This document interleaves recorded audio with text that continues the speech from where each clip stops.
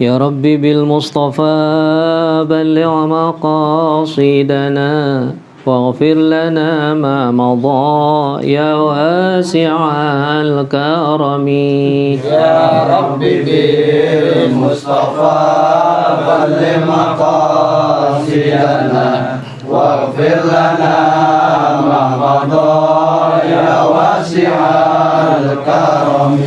محمد سيد الكونين والثقلين والفريقين من عرب ومن عجم. يا ربي بالمصطفى بلغ مقاصدنا واغفر لنا ما مضى يا واسع الكرم. نبينا الآمر الناهي فلا أحد أبر في قول لا منه ولا نعم. يا ربي بالمصطفى بلغ مقاصدنا واغفر لنا ما مضى يا واسع الكرم.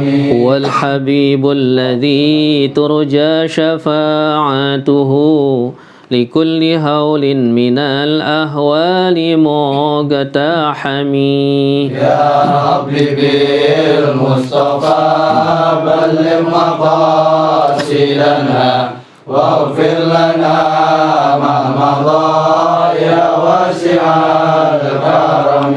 دعا إلى الله فالمستمسكون به مستمسكون بحبل غير منفصم. يا ربي بالمصطفى بلغ مقاصدنا واغفر لنا ما مضى يا واسع الكرم. فاق النبيين في خلق وفي خلق ولم يدانوه في علم ولا كرم. يا ربي بالمصطفى بلغ مقاصدنا واغفر لنا ما مضى يا واسع الكرم. وكلهم من رسول الله ملتمس غرفا من البحر أو رشفا من الديم.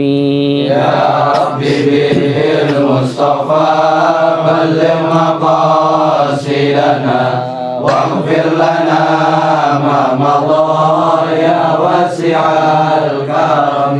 وواقفون لديه عند حدهم من نقطة العلم أو من شكلة الحكم. يا ربي بالمصطفى بلغ مقاصدنا واغفر لنا ما مضى يا واسع الكرم. فهو الذي تم معناه وصورته ثم اصطفاه حبيبا بارئ النسم.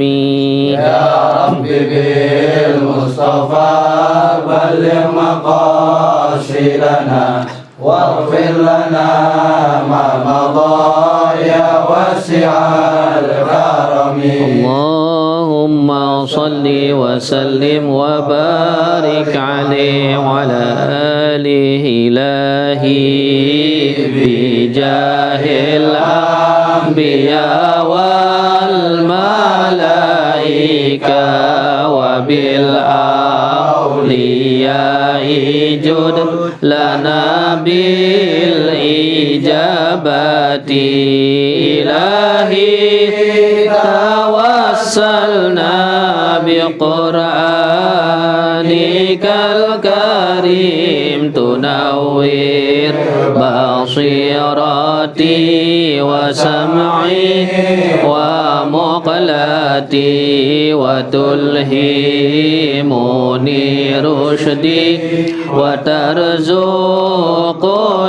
علم اليقين توفقني لحسن العبادة بأسمائك الحسنى تجود بتوبة نصوح تغفر لي ذنوبي وزلتي وتنظرني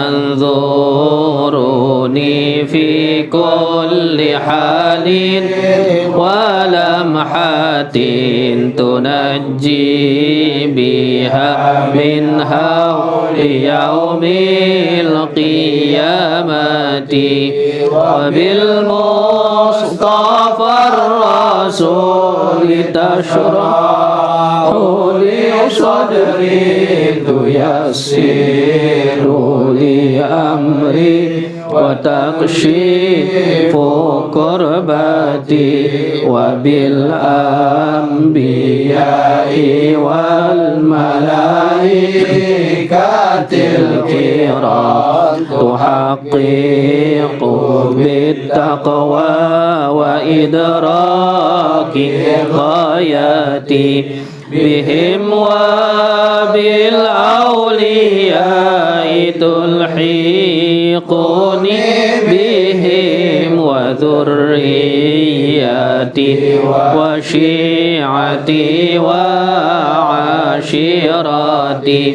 وتصريف عني كل شر بحقهم وشرا لذي شر من إنس وجنة بفضلك بشرني بحسن الخواتيم وبالرحمة ادخلني بدار الإقامة عليهم من المولى صلاة وتسليم ورضوان استجب إلهي مناجاتي إلهي بجاه الأنبياء والملائكة وبالأولياء جد لنا بالإجابة اللهم صل وسلم وبارك عليه وعلى آله. السلام عليكم ورحمة الله وبركاته. وعليكم السلام ورحمة الله وبركاته. الفاتحة إلى النبي محمد صلى الله عليه وسلم ثم إلى أهل بيته وأزواجه وذريته وأنصاره ثم سادتنا أبي بكر وعمر عثمان وعلي ثم إلى أرواح السادة الباقين وأهل بدر وأهل الخلفاء والصحابة وجميع التابعين والتابعين تابعين للعلماء المجتهدين والأولياء والشهداء والقراء المفسرين والحفاظ المحدثين وجميع سادتنا الصوفيين المحققين والعلماء العاملين وسلسلة الإمام الشافعي والإمام المالكي والإمام الحنفي والحنبلي والإمام النووي والرافعي والمصلي والإمام التابعي ثم إلى الإنسان لما هجر الله من عيسى وسلم بن محمد بن علي وعلى علي بن أبي بكر بن عمر بن عبد الله بن الشام بن عبد الله بن عبد الله بن الحداد وصلى الله عليه ثم إلى رأي محمد أول بن الشيخ محمد بن المصلي بن يوسف بن الإسلام بن الدم المصلي بن سعيد بن الحمد بن علي بن رحمه الله بن الطاس ثم وصلنا إلى بلاد عبد الرحمن بن عبد الرحمن شو عبد الرحمن بن الحبيب عبد الرحمن بن حمد الزقاب ولا ابن عبد الرحمن بن الزقاب عشان بن عمرو شمر إبراهيم الداجم الحمد صلى الله عليه وسلم بن عبد الرحمن بدر الله عليه شامل من جمال الإنسان محمد صلى الله عليه وسلم أن الله يغفر لهم ويرحمهم ويعلي درجاتهم في الجنة ويعيد علينا من بركاتهم وأسرارهم وأنوارهم والعلوم ونفعنهم في الدين والدنيا والآخرة. الفاتحة. أعوذ بالله من الشيطان الرجيم. بسم الله الرحمن الرحيم.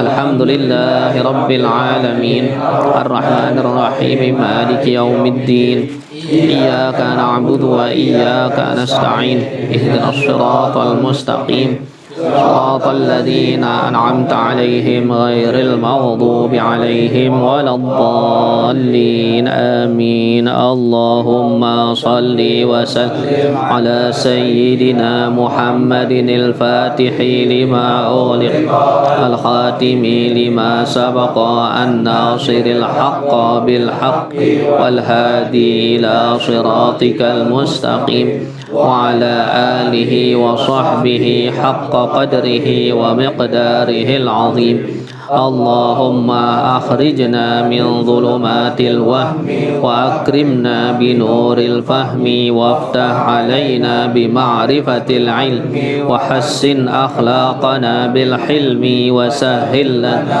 أبواب فضلك وانشر علينا من خزائن رحمتك يا أرحم الراحمين.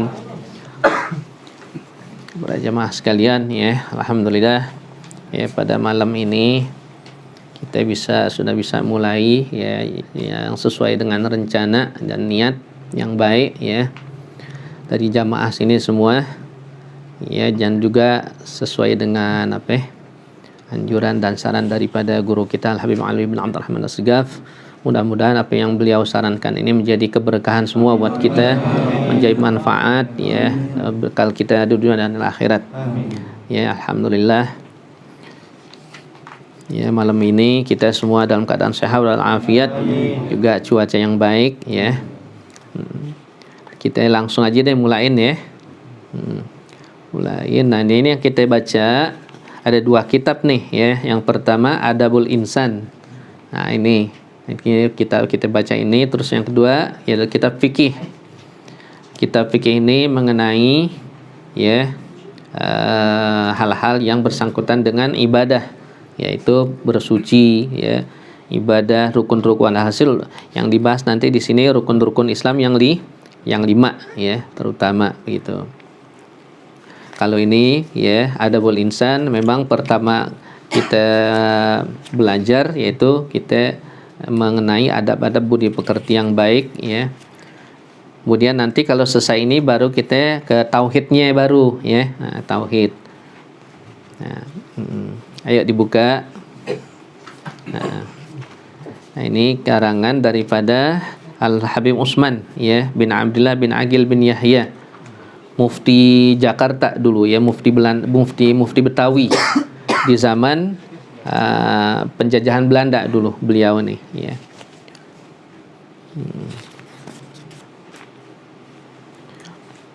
Nah, beliau ini Habib Utsman guru daripada Habib Ali Kuitang, Habib Alwi bin Abdurrahman Al-Habsyi ya.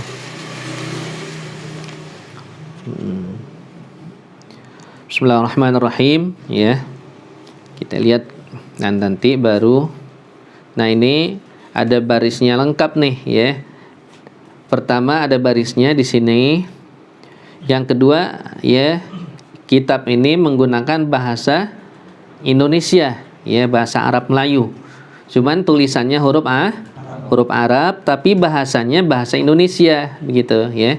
Bukan bahasa Arab gitu. Bismillahirrahmanirrahim. Segala puji bagi Tuhan seru sekalian alam, dan salawat dan sejahtera itu salam ya, dan salawat dan salam ya, salam itu artinya sejahtera atas Nabi Muhammad dan atas keluarganya dan sahabatnya. Nah ini bahasa Indonesianya. Kalau bahasa Arabnya itu alhamdulillahirabbil alamin wassalatu wassalamu ala sayyidina Muhammadin wa ala alihi wa sahbihi ajma'in. Wa ba'du. Kemudian daripada itu ya, maksudnya setelah daripada hamdalah, salawat dan salam ya, kemudian daripada itu maka di zaman sekarang ini banyak orang yang tiada pegang aturan orang-orang baik ya. Aturan itu peraturan ya, perjalanan. Nah, jadi zaman sekarang ini sudah orang banyak yang meninggalkan ya perjalanan orang-orang baik ya di masa lalu, pendahulunya mereka nggak ikutin lagi ya. Dan banyak yang tiada kenal adat kelakuan yang baik. Oh ya, zaman sekarang ini udah semeraut ugal-ugalan. Tapi alhamdulillah ya. Nah, kalau orang yang masih mau ngaji, yang masih mau hadir di majlis ta'lim, masih mau kenal sama orang-orang baik, bergaul sama orang-orang baik, masih selamat tuh, Tuhan kasih ya. Masih selamat. Alhamdulillah, kita bersyukur alhamdulillah ya. Kita kenal sama pengajian. Nah, mereka yang nggak kenal sama pengajian, jauh dari orang-orang baik ya, susah ya. Dia akan melaksanakan aturan-aturan yang benar. Maka dari itulah ya terbit segala kejahatan. Terbit itu timbul segala kejahatan yang membinasakan diri dan membinasakan lain-lain dan menyusahkan hakim. Ya, menyusahkan, bikin repot hakim menjadi pada repot nggak tuh? Ya, dikit-dikit ada perkara, ya kan? Dikit-dikit sebentar perkara. Yang ini belum selesai, udah ada lagi. Yang ini belum selesai, ada lagi perkara. Sehingga perkaranya numpuk nggak tuh? Numpuk tuh selemari. Belum selesai tuh, ya. Ada yang perkara sampai berbulan-bulan belum kelar. Ya, belum diselesaikan. Ada yang sampai tahunan. Tuh, kenapa? Karena banyak kejahatan dan kecurangan yang dilakukan oleh ya warga negara. Karena mereka nggak kenal agama, ya. Oh, begitu. Adapun segala kejahatan itu, maka sebabnya karena tiada dapat ajaran yang baik. Tuh, dikarenakan nggak dapat ajaran yang baik, ya. Adapun ketidakadaan ajaran itu sebabnya karena kurang ongkos atau karena tiada sempat, ya. Kurang ongkos artinya mau nuntut ilmu nggak ada duit. Padahal ya ongkos nuntut ilmu itu ya murah, asal ada uang bensin juga ya, dia tinggal jalan nggak tuh motor jalan ya, pakai sepeda masih bisa, nggak pakai ngisi bensin ya, begitu. Atau karena tiada sempet, tuh nggak sempet pagi sore siang malam kerja ya, ngurusin dunia nggak habis-habis, nggak kelar-kelar ya, begitu. Tiada sempat atau karena tiada ada tempat pelajaran, nggak ada yang majlis ta'lim, nggak ada yang buka madrasah dan sebagainya. Nah, di sini kita alhamdulillah ya hidup di tempat atau di Jakarta yang banyak majlis ilmu ya, banyak masjid, banyak musholla. Kita bersyukur sama Allah Ta'ala ya. Banyak tempat-tempat yang ya nggak ada musholla, nggak ada majlis ta'lim, nggak ada madrasah, nggak ada TPA ya.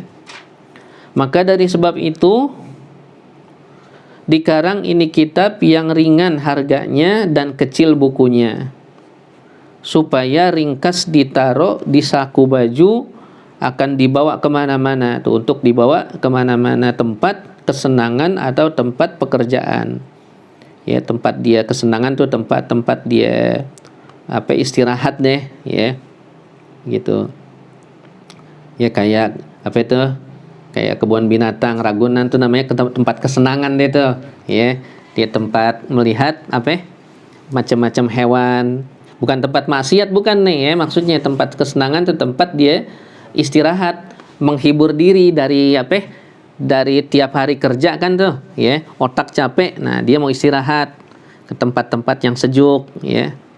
Tapi sekarang dijadikan jadikan tempat maksiat, bukan tempat istirahat lagi ya, tempat maksiat begitu. Kalau dulu kagak, emang benar-benar tempat tempat hiburan deh, buat refreshing begitu ya, otak supaya sejuk ya, nggak panas terus bisa rontok rambut. Lama-lama botak. Ya, panas nih otak. Nggak apa-apa sih jadi profesor. Iya. Ya. Mana itu tadi? Ya, bisa dibawa ini kitab kemana-mana tempat kesenangan atau tempat pekerjaan, ya, tempat kerjaan bisa bawa, ntar dibaca-baca, ya, istirahat buat dibaca di waktu berhenti kerja, di waktu istirahat kerja dibuat ganti dari omong-omong yang tidak berguna. Dan juga ini kitab dengan bahasa Melayu rendah. Maksudnya bahasa Melayu rendah, bahasa Melayu ringan, gampang dipaham oleh semua tingkatan, ya. Bukan hanya orang yang tingkatannya pendidikan tinggi yang paham, tapi juga orang-orang rakyat kecil paham, begitu, ya. Maka dari itu kalau ya seorang penceramah, seorang khotib itu kalau dia berkhutbah, dia mesti gunakan bahasa bahasa yang sederhana, yang ringan, ya. Jangan khotib Jumat waktu ceramah atau seorang mubaligh waktu ceramah pakai bahasanya bahasa kampus, ya orang nggak paham, ya rakyat kecil nggak paham, ya. Jadi kalau orang bicara tuh komunikasi mesti tahu tempatnya, siapa yang diajak bicara. Kalau yang dia ajak bicara mahasiswa sarjana, pantas dia pakai bahasa yang intelek, ya, bahasanya yang pakai sasi-sasi deh tuh. Ya kan, ya, indikasi, komunikasi, lagi tuh, realisasi. Nah, orang kampung nggak ngerti bahasa gituan, yang ngerti orang-orang yang pelajar, ya. Nah, itu pembicara yang baik begitu, digunakan bahasa yang semua tingkatan paham. Itu, ya. Ya, kalau bawa bahasa yang tinggi, mak-mak nggak paham, ya, mak-mak yang engkong-engkong, ini bengong aja, apa lu kata, ngomong apa lu, itu kan, iya, begitu, tuh, ya. Jadi orang yang pintar itu biasanya itu umumnya bijaksana, ya. Bukannya dipakai bahasa yang tinggi buat supaya ya jadi pertunjukan, demonstrasi keilmuannya, ya. Itu bukan orang yang bijaksana seperti itu, ya. Maka dari itu Habib Utsman di sini mengarang kitab dengan bahasa Melayu rendah, Melayu sederhana, supaya dipaham sembarang orang. Artinya sembarang orang tuh semua orang, ya, semua tingkatan, begitu, ya. Maka dari itu nih dulu rakyat Indonesia kan dijajah sama siapa? Sama Belanda. Jadi bodoh kan tuh. Dengan adanya kitab Habib Utsman ini, semuanya Habib Utsman ini ngarang kebanyakan bahasa Arab Melayu, jarang yang bahasa Arab. Kecuali sedikit aja, yang nggak begitu terlalu banyak, kebanyakan bahasa Indonesia. Sehingga ya pada saat itu, ya, supaya karangan Habib Utsman ini bisa tersebar luas ke seluruh Indonesia, supaya diizinkan untuk dicetak oleh pemerintahan Belanda. Nah, Habib Utsman ini punya hubungan yang baik. Kalau nggak punya hubungan yang baik sama pemerintahan Belanda waktu itu, nggak boleh, nggak diizinin nanti. Tuh, begitu, hebat kan? Nah, sehingga dicetak tuh, disebar ke seluruh Indonesia, jadi pada pinter rakyat Indonesia. Yang tadinya bodoh jadi pada pinter tuh, belajar, ya, dengan bahasa yang mereka paham, ya. Maka diharap tiap-tiap orang yang mendapat ini kitab serta membaca padanya atau mendengar padanya, boleh ia masuk pada bilangan orang-orang baik adanya. Tuh, boleh artinya dapat dia masuk pada bilangan, ya, termasuk bilangan orang-orang yang baik, ya. Dengan sebab dia membaca ini kitab, dia tahu ilmu agama, tahu agamanya. Bermula namanya ini kitab adalah Adabul Insan, artinya kelakuan yang terpuji bagi manusia, yaitu kelakuan orang-orang baik, yakni kelakuannya di dalam antero hal ihwalnya. Antero itu seluruh, ya, seluruh hal ihwalnya yang akan tersebut di fasal-fasal yang akan datang, masing-masing fasalnya, ya. Adapun artinya baik, yaitu baik hatinya dan baik perbuatannya, dua-duanya, ya. Hatinya baik, kalau hati kan batin nggak kelihatan. Kalau perbuatan itu zahir, ya, gerak-gerik, perilaku. Jadi lahir batin maksudnya, ya. Baik lahir batin. Batinnya baik, yakni hatinya baik, perbuatan itu gerak-gerik dan omongan, ucapan, ya. Dan baik perangainya, ya. Adapun yang dikata manusia yang bijaksana, disebut, ya.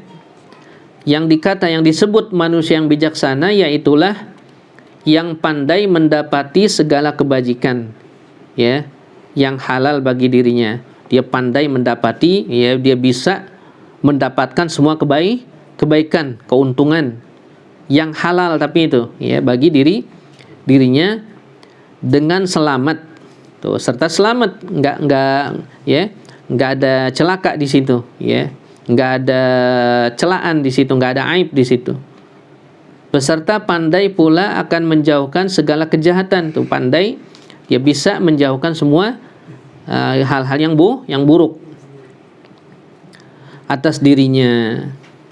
Keduanya itu, yakni, ya, mendapat kebaikan dan menghindari kejahatan itu dengan aturan yang patut. Tuh, dengan peraturan yang pantas, yang baik. Adapun yang dikata segala kebajikan, yang dikata apa tadi itu yang dikata disebut, ya. Adapun yang dikata yang disebut segala kebajikan, ya, kebaikan bagi diri, apa itu? Kebaikan buat diri, keuntungan buat diri, apa itu? Yaitu 4 perkara. Ini kebaikan buat diri. Pertama, keuntungan harta. Itu artinya keuntungan harta, mendapat harta yang halal dengan sebab dia mencari rezekinya dengan cara yang halal. Keuntungan kedua, ya, kebajikan kedua, kesenangan badan.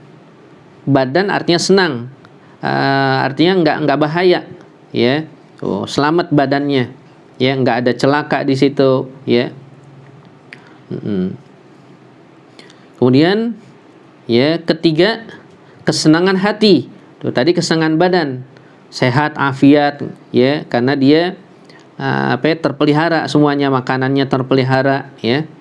Kemudian kesenangan hati, artinya hatinya luas, nggak ada rasa takut takut dihukum. Tuh, tapi kalau orang yang berbuat yang haram atau dengan cari rezekinya ada yang salah, ada rasa takut nggak? Ada rasa takut. Oh, tadi dia dapat uang ini tuh uang nggak ketahuan, uang gelap. Ada rasa takut nggak tuh?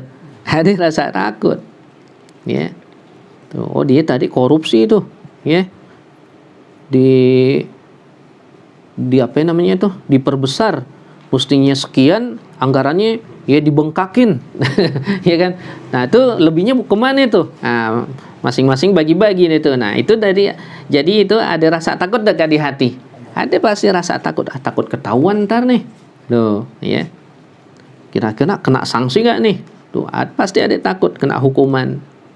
Tapi kalau nggak ada masalah, ya semuanya halal, baik, nggak ada ini itu, nggak melanggar aturan, hati senang, ya. Itu, ya.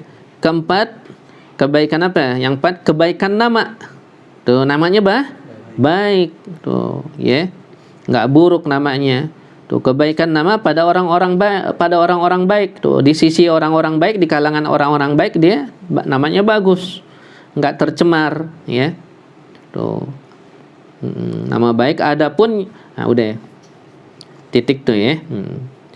Adapun yang dikata halal, yaitu yang tiada dosanya. Nah, nggak ada dosa, itu halal pada Allah dan pada manusia. Tuh, ya, di sisi Allah, ya, itu halal, di sisi manusia juga dia nggak ada salah. Adapun yang dikata selamat, yang disebut selamat, yaitu yang tiada melanggar agama dan tiada melanggar adat negeri, ya, peraturan negeri, adat istiadat yang baik, budaya yang baik, ya. Sebab melanggar keduanya ini, melanggar agama dan melanggar peraturan negeri, ya, menarik kejahatan atas diri, ya, dapat mendatangkan, ya, bahaya pada diri sendiri, ya. dia dihukum, ya, secara agama salah, secara hukum negeri juga salah. Nah, dua-duanya kita hindari, ya. Sama juga orang ini deh, seperti orang nikah itu kan sah, semestinya mesti sah secara dua-duanya, secara agama sah, secara negara juga sah. Artinya ya, secara agama cukup, secara agama itu ada wali, ada saksi 2 orang, ada ijab kabul, ada mas kawin, udah rapi tuh secara agama udah. Nah, kemudian secara negara, hukum negara harus ada surat dari KUA, tuh surat nikah. Selamat dua-duanya. Secara agama sah, secara negara sah, ada suratnya. Tuh, ya. Tapi kalau ente cuman nikahnya nggak pakai ke KUA, ya udah secara agama doangan. Ya. Ya nggak ini juga tuh. Walaupun ya sah hukumnya, ente halal, istri ente halal, ya, bukan zina, halal. Itu cuman kan negara ntar ente mau giliran mau bikin akte nggak bisa, ya kan? Bikin akte nggak bisa, mau bikin KTP ntar anak ente bagaimana? Tuh, jadi mesti dua-duanya kita dapetin. Tuh, secara agama dapat, secara negara ente juga dapat. Jadi rapi. Tuh, agama atur begitu, ya.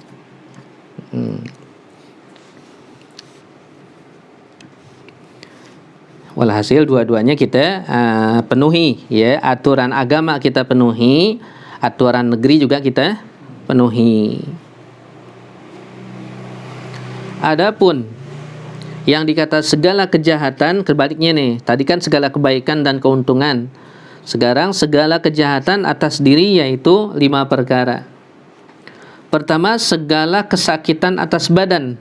Nah, sakitan atas badannya, ya, nggak nyaman, udah sakit, ya, ada yang dia rasain, karena kalau kena hukuman kan, ya, badan sakit, ya, begitu. Kedua, segala kesusahan atas hati.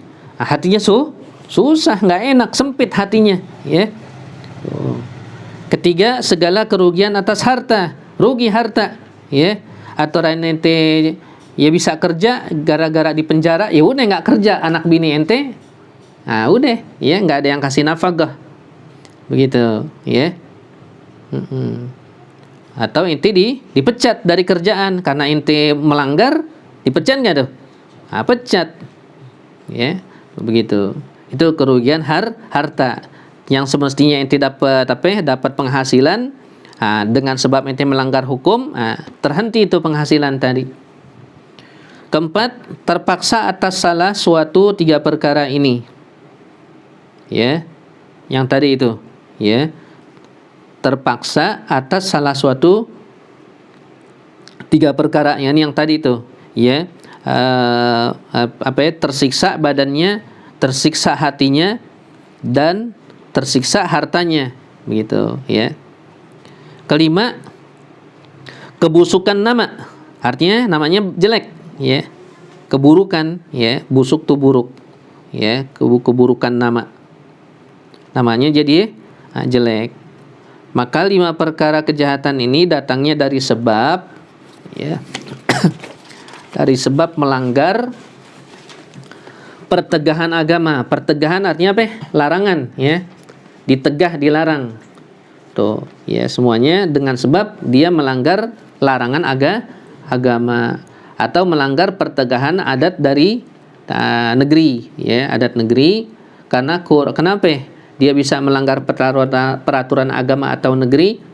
Karena kurang pikirannya nggak panjang, nggak mikir panjang, ya, tuh, nggak mikir panjang, bahwa dia lupa tuh akibatnya. Wah, ntar akibatnya bisa begini nih, ntar akibatnya bisa dipenjara, akibatnya bisa dihukum, tuh, dia lupa tuh mikir ke sana. Yang penting enak dulu, perkara belakangan. Kan orang banyak begitu modelnya, ya, penting enak dulu. Ya. Nah, jangan, ya, kita kalau mau berbuat sesuatu pikir akibatnya, tuh, ya, tuh, pikir yang baik, tuh, akibat kurang pikiran yang baik, sebab tiada dapat ajaran yang baik, tuh, karena nggak dapat ajaran, ya, nggak mau ngaji, nggak mau nuntut ilmu, nggak mau bergaul sama orang baik. Ya paling nggak orang minimal, ya, kalau dia belum sempat ngaji, belum sempat hadir di pengajian, minimal dia bergaul sama orang-orang itu udah minimal banget tuh, ya, paling minimal dia bergaul sama orang-orang baik, karena dia bisa dapat masukan yang baik kalau bergaul dari orang-orang baik, ya. Tuh, dapat ajaran yang baik, atau dari karena bercampur pada orang-orang yang jahat tuh, nyampur bergaul sama orang-orang ya yang jahat hingga ia menurut kelakuan jahat tuh, ngikutin itu, ya, tertular. Maka dari karena itu sangat ditegah ia bercampur pada orang-orang yang jahat adanya, sangat ditegah, sangat dilarang orang bergaul dengan orang-orang yang jahat. Adapun sebabnya kepandaian manusia yang sempurna buat mendapati segala kebajikan yang tersebut, ya, maka adalah itu sebabnya 3 perkara. Nah, ini sebab orang bisa mendapatkan kebaikan, ya.